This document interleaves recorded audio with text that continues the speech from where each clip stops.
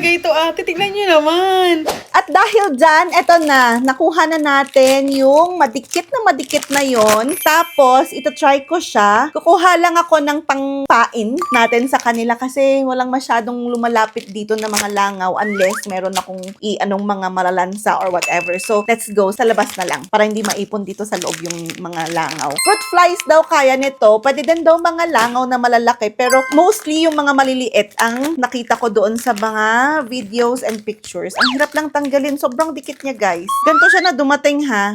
So, ayun. Okay, let's go. So, dito ko siya ilalagay. Ito, lagyan natin ng saging dito banda para makaakit ng fruit fly. Hopefully, hindi ko kung okay ba yan. Pero let's see. For reference, 2:06 p.m. po, July 17. It's today. Magbukas ako ng isa. Tapos, iwan ko dito yung balat. Baka sakaling mas makaakit ako ng mga langaw. Balikan natin mamaya.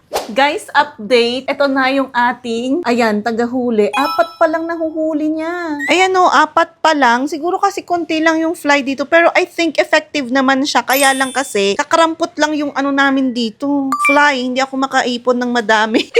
Ay, 5 pala. 5 pala. Ayun o yung isa o. 1, 2, 3, 4, 5. I think hindi naman siya budol, guys. So, kung gusto nyo, ilalagay ko na lang dyan sa baba kung saan makakabili. And look at our view. This is the weather in Baguio City today. Ayan, that's the view, guys. Bye! Update, guys. Again, ayan o. Tingnan ninyo. Trinay kong ilagay dito sa loob. Nakakahuli naman siya. Diba? Ayan, tabi ng mga prutas. Diba? So, effective naman.